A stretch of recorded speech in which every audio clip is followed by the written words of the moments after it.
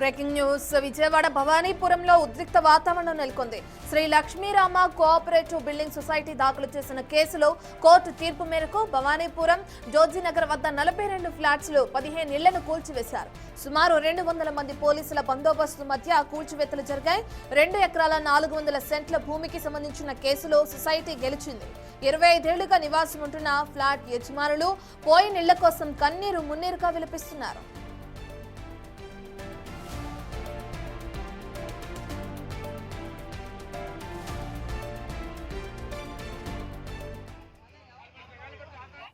పూర్తి డీటెయిల్స్ అందించడానికి మా ప్రతినిధి రాజేష్ అందుబాటులో ఉన్నారు. రాజేష్, మనం చూస్తున్నాం ఏదైతే భవానీపురంలో ఇళ్లని కూల్చివేస్తున్నారో అధికారులు, దానికి సంబంధించి అక్కడే 25 ఇయర్స్ నుంచి ఉంటున్న కొంతమంది ఆ ఇళ్లకి సంబంధించిన వ్యక్తులు ఏ విధంగా అయితే ఆవేదన వ్యక్తం చేస్తున్నారో కూడా చూస్తున్నాం. అయితే కోర్టుకి సంబంధించి ఎప్పుడు దీనికి తీర్పు రావటం జరిగింది, ఎప్పుడు దీన్ని అధికారులు కూల్చివేయటం జరిగింది, అసలు వాళ్ళు ఏమంటున్నారు యజమానులు?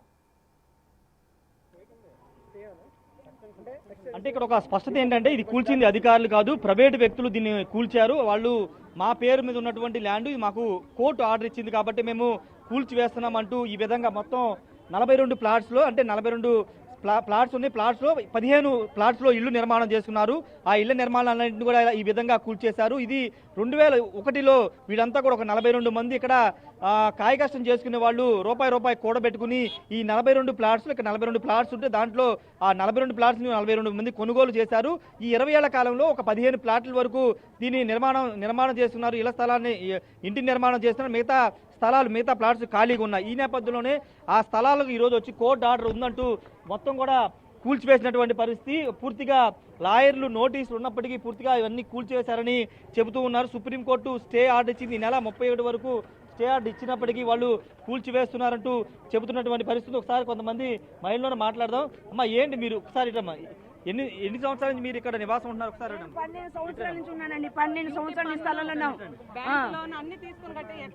12 సంవత్సరాల నుంచి ఇంట్లో ఉన్నాను. 12 సంవత్సరాల నుంచి ఉన్నాము. మేము 2013లో కొనుక్కున్నాము ఈ స్థలం. 40 లక్షలు కొనుక్కున్నాము. 2013 40 లక్షలు కొనుక్కు రిజిస్ట్రేషన్ అయితే మాకు బ్యాంక్ లోన్ వచ్చింది. మేము ఇంకా బ్యాంక్ లోన్ ఎక్కువ తీసుకోవాలని ఆ డబ్బులన్నీ కట్టేసిన తర్వాత ఏం చేశాడంటే 2 సంవత్సరాల క్రితము ఇది అంతా కూడా మీడియాలో పెట్టేశాడు. ఇదంతా కూడా ఈ స్థలాలు సొసైటీలో ఉన్నాయి, ఈ అమ్మకూడదని. అప్పుడు 2013లో కొనుక్కున్నప్పుడు ఏం చేశారు? గవర్నమెంట్ ఏం చేసింది? రిజిస్ట్రేషన్ ఎందుకు ఆపారు? మరి అప్పుడు ఎందుకు బోర్డు పెట్టలేదు? నువ్వు 1981 నుంచి మేము కేసు వేసాను. మరి అప్పటి నుంచి కేసు వేసినప్పుడు ఏం చేసింది? కేసు ఏం చేశారు? మరి అప్పటి నుంచి ఎందుకు బోర్డు పెట్టలే వాళ్ళు? ఇప్పుడు అందరము 100 గజాలు 200 గజాలు కొనుక్కున్న వాళ్ళం. మేము డబ్బులు కోడేసి కట్టుకొని కొనుక్కున్నాము. వాడిదైతే వాడు ఎందుకు బోర్డు పెట్టలా? మేము అట్లాంటి వాళ్ళు మోసపోయే వాళ్ళం కాదు కదా. వాడు ఇప్పుడు కబ్జా చేయడానికి వచ్చి ఇప్పుడు కబ్జా చేశాడు. మీ దగ్గర ఉన్నటువంటి మీ ఇంటి స్థలాలు రిజిస్ట్రేషన్ అన్ని కాగితాలు అన్ని ఉన్నాయ్యా. రిజిస్ట్రేషన్ చేయించుకున్నాడు. ఎలా చేయించుకున్నా మాకు తెలియదు. వాడు రిజిస్ట్రేషన్ చేయించుకున్నాడు, దొంగ రిజిస్ట్రేషన్ చేయించుకున్నాడు. మేము గవర్నమెంట్ పిచ్చిదయ్యి రిజిస్ట్రేషన్ చేసిద్దా? గవర్నమెంట్ ఎలా రిజిస్ట్రేషన్ చేసి వాళ్ళు మొత్తం ఇల్లీగల్ గా వెళ్ళిపోయారండి. ఇప్పుడు మాకు సుప్రీంకోర్టు December 31st మాకు టైం ఇచ్చింది. కానీ ఇప్పుడు దాకా పొద్దున్నే వచ్చి అటాక్ చేశారు. ఓకేనా?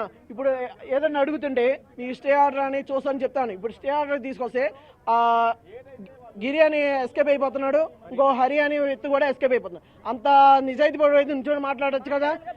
ఎందుకు అలా ఎస్కేప్ అయిపోతుంది? తప్పు చేసేయడానికి వెళ్ళిపోతున్నాడు. ఏదైనా అంటే పోలీసులు సపోర్టు ఎవరికి చేయాలి? మేము వాళ్ళని వెళ్ళి మీ కాళ్ళు పట్టుకుంటాము, మాకు కొంచెం సమయం ఇవ్వండి అని చెప్పేసి అన్నారు. అంటే ఆయన వాళ్ళని అడగండి. వాళ్ళని అడిగితే వాళ్ళు వింటలేదండి. మీరు రక్షకులు కదా, మీరు పోలీసులు అంటే రక్షకులు కదా. లాయర్ కూడా ఉన్నారు. లాయర్ తో కూడా మాట్లాడదాం. వీళ్ళ తరఫున వాదిస్తున్నటువంటి లాయరు ఒకసారి ఆర్డర్ కాపీ కూడా వచ్చింది. మధ్యాహ్నమే సుప్రీంకోర్టు ఇచ్చింది. 31st వరకు స్టే ఆర్డర్ ఇచ్చినప్పటికీ వీళ్ళు స్టే ఆర్డర్ వస్తుందని తెలుసుకుని ముందే ఉదయం వచ్చి కూల్చివేశారు. లాయర్ ఉన్నారు, మాట్లాడదాం. అని ఏంటి అసలు సుప్రీంకోర్టు ఆర్డర్ వస్తుందని మీరు వాళ్ళకి చెప్పారు, కానీ ఎందుకు కూల్చేశారు? వాళ్ళ దగ్గర ఉన్నటువంటి కాపీ నిజంగా ఒరిజినల్ కాపీ అయినా కోర్టు ఆర్డర్ అనేది? సార్, 1981లో ఈ డిస్ప్యూట్ అనేది మొదలైంది సార్. ఈ డిస్ప్యూట్ మొదలైన తర్వాత ఇప్పుడు ఇక్కడ ఉన్న ఎవరైతే ఈ 44 ప్లాట్ ఓనర్లు ఉన్నారో వాళ్ళంతా బోనఫైడ్ పర్చేసర్స్. అంటే వీళ్ళకి ఆ డిస్ప్యూట్ జరుగుతున్నట్టు ఏది తెలియదు. వీళ్ళంతా కొనుక్కున్నారు, వచ్చారు. ఈవెన్ అప్పటి నుంచి వీళ్ళకి 2017లోనే తెలిసింది. అప్పటి నుండి వీళ్ళ తాహతకి తగ్గ వీళ్ళు పోరాడుతూనే ఉన్నారు. ఈవెన్ సుప్రీంకోర్టులో కూడా 4వ తారీఖు 31/12/2025 వరకు ఎక్స్టెన్షన్ ఆఫ్ టైం అనేది వచ్చింది. ఈ మధ్యలో జరిగిన చిన్న మిస్కమ్యూనికేషన్ వల్ల వీళ్ళు ఇక్కడికి రావడం జరిగింది. మేము మార్నింగ్ కూడా చెప్పాం, సార్ మాకు టైం ఉంది, మీరు ఒక 3 గంటలు ఆగితే మేము అది అందజేస్తాము. ఈ రోజు లిస్ట్ అయ్యింది, item number 31, court number 8, Dipankar Datta గారి జస్టిస్ ముందు ఇది వస్తుంది సార్ అంటే ఒక్కరు వినలేదండి. ఏదో పోతున్నట్టు ఉదయం 6ంటికే మొదలు పెట్టారండి కూల్చేయడం. 6ంటికి మొదలుపెట్టి కరెక్ట్గా కోర్టు ఆర్డర్ వస్తుంది అనే లోపు 11ంటికి సగం పైగా డెమాలిష్ చేసేశారు. సగం పైగా డెమాలిషన్ చేసిన తర్వాత నేను అప్పటికీ ఇదిగోండి మాకు అక్కడ మా ప్రతినిధి ఎవరైతే ఉన్నారో పిటిషనర్లు వాళ్ళు, సార్ ఇదిగోండి మేము లోపలికి వెళ్ళలేకపోయాము కానీ ఫోన్లో రికార్డ్ చేసామని చెప్పేసి, ఇదిగోండి మనకు అనుకూలంగా ఆర్డర్ వచ్చింది అని చెప్పేసి 31 వరకు ఎక్స్టెన్షన్ ఇచ్చారు, 31 డిసెంబర్ వరకు ఎక్స్టెన్షన్ ఇచ్చారని చెప్పినా నేను వెళ్ళి పరిగెట్టుకుని వెళ్ళి వాళ్ళకి చూపించిన మాకు ఇది సరిపోదన్నారు. సరే సార్ ఉండండి, మీకు సరిపోదు, నేను మధ్యాహ్నం లోపు ఆర్డర్ కాపీ తెప్పించేస్తాను, మీకు అఫీషియల్ కమ్యూనికేషన్ ఇప్పిస్తాను అంటే ఎవరైతే ఆ 2 అంతస్తుల బిల్డింగ్ ఆ పక్కన బిల్డింగ్లో ఉన్నారండి వాళ్ళని ఏదైతే అది అయింది కూల్చేయమని చెప్పారండి. అన్యాయంగా కూల్చేశారు. ఇది ఒకసారి మధ్యాహ్నం ఆర్డర్ కాపీ వచ్చిందని తెలిసినా కానీ వాళ్ళు కూల్చేశారని చెప్తూ ఉన్నారు. రెండోది ఇది పూర్తిగా సొసైటీ అనేది ఒక ఫేక్ డాక్యుమెంట్స్ తీసుకొచ్చారని చెప్తున్నారు. ఇక్కడ ఉన్న ప్రతి ఇంటికి ఆస్తి పన్ను ఉంది, అదే కరెంట్ బిల్లు వాళ్ళ పేరు మీద ఉంది, కానీ ఒక ఫేక్ డాక్యుమెంట్లు తీసుకొచ్చి ఎప్పుడో లేని వ్యక్తుల పేరు మీద సొసైటీని ఏర్పాటు చేసి ఈ విధంగా కూల్చివేస్తున్నారు. ఇక్కడ ఆరోపణలు చేస్తున్నారు. ఇప్పుడు మాకు న్యాయం చేయాలి, వీళ్ళంతా బాధ్యులైతే చెప్తున్నారు. నిలదీసినటువంటి వీళ్ళంతా నిలదీస్తే వాళ్ళు లాయర్ కానీ ఈ సొసైటీకి సంబంధించి యజమాని చెప్పుకున్నటువంటి వ్యక్తి కానీ వీళ్ళకి సమాధానం చెప్పుకో పారిపోయినటువంటి పరిస్థితి అయితే ఉంది. ప్రస్తుతానికి వీళ్ళంతా కూడా రోడ్డు మీదే ఉన్నారు. తమకు న్యాయం చేయాలనే డిమాండ్ అయితే వ్యక్తం చేస్తున్నారు. Ratna. Right, thank you Rajesh.